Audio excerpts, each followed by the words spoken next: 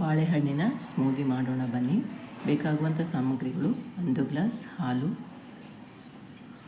ಸ್ವಲ್ಪ ಬಾದಾಮ್ ಮತ್ತು pumpkin seeds, ಹಾಗೆ ಸ್ವಲ್ಪ ಕಡಲೆ ಬೀಜ ಅಥವಾ ಶೇಂಗಾ ಬೀಜ, ಹಾಗೆಯೇ ಸೂರ್ಯಕಾಂತಿ ಬೀಜ, 2 ಏಲಕ್ಕಿ, ಬಾಳೆಹಣ್ಣು, ಹಾಗೆಯೇ ಸ್ವಲ್ಪ ಒಣ ದ್ರಾಕ್ಷಿ. ಇಷ್ಟನ್ನು ಉಪಯೋಗಿಸಿಕೊಂಡು ನಾವು ಬಾಳೆಹಣ್ಣಿನ ಸ್ಮೂದಿಯನ್ನು ರೆಡಿ ಮಾಡೋಣ. ಸ್ಟವ್ ಆನ್ ಮಾಡೋಣ. ಒಂದು ಚಿಕ್ಕ ಕಾವಲಿಯನ್ನು ಇಡೋಣ.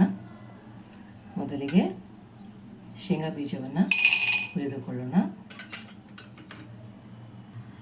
ಶೇಂಗಾ ಬೀಜವನ್ನು ಹುರಿಯದೆ ಹಾಕಿದರೆ ಸ್ವಲ್ಪ ಹಸಿ ಸ್ಮೆಲ್ ಬರುತ್ತೆ, ಅದಕ್ಕೋಸ್ಕರ ಇದನ್ನು ಸ್ವಲ್ಪ ಹುರಿದುಕೊಳ್ಳೋಣ.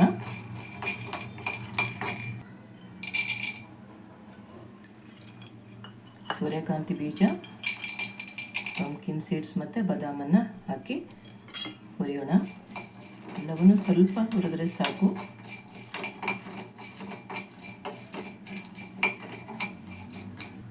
ಇಷ್ಟು ಹುರಿದ್ರೆ ಸಾಕು. ಇವಾಗ ಇದನ್ನು ಸ್ಟವ್ ಆಫ್ ಮಾಡೋಣ. ಸ್ವಲ್ಪ ತಣ್ಣಗಾಗಲು ಬಿಡೋಣ. ಇವಾಗ ತಣ್ಣಗಾಗಿದೆ. ಎಲ್ಲ ಬೀಜಗಳನ್ನು ಒಂದು ಮಿಕ್ಸಿ ಜಾರಿಗೆ ಹಾಕ್ಕೊಂಡಿದ್ದೇನೆ. ಇವಾಗ ಇದನ್ನು ತರಿಯಾಗಿ ಪೌಡ್ರ್ ಮಾಡ್ಕೊಳ್ಳೋಣ. ಪೌಡ್ರ್ ಆಗಿದೆ. ಇಷ್ಟು ಆಗಿದ್ದರೆ ಸಾಕು. ಇವಾಗ ಇನ್ನೊಂದು ಮಿಕ್ಸಿ ಜಾರನ್ನು ತಗೊಂಡಿದ್ದೇನೆ. ಅದರಲ್ಲಿ ಇವಾಗ ಹಾಲನ್ನು ಹಾಕೊಳ್ಳೋಣ. ಬಾಳೆಹಣ್ಣನ್ನು ಇದಕ್ಕೆ ಸೇರಿಸೋಣ.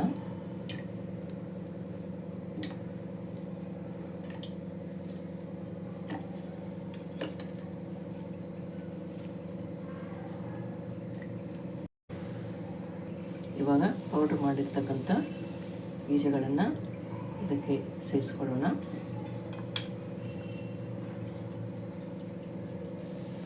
ಮಿಕ್ಸಿ ಜಾರಿಗೆ ಬಾಳೆಹಣ್ಣು, ಪೌಡ್ರ್ ಮಾಡಿದ ಪುಡಿ, ಹಾಗೆಯೇ ಹಾಲು ಇವೆಲ್ಲವನ್ನು ಸೇರಿಸಿಕೊಂಡು ಇದನ್ನು ಇನ್ನೊಂದು ಸಾರಿ ಮಿಕ್ಸಿ ಮಾಡೋಣ. ಇವಾಗ ಗ್ರೈಂಡ್ ಮಾಡಿದ್ದೇನೆ. ಚೆನ್ನಾಗಿ ಬಂದಿದೆ. ಇವಾಗ ಇದನ್ನು ಗ್ಲಾಸಿಗೆ ಬಗ್ಗಿಸೋಣ.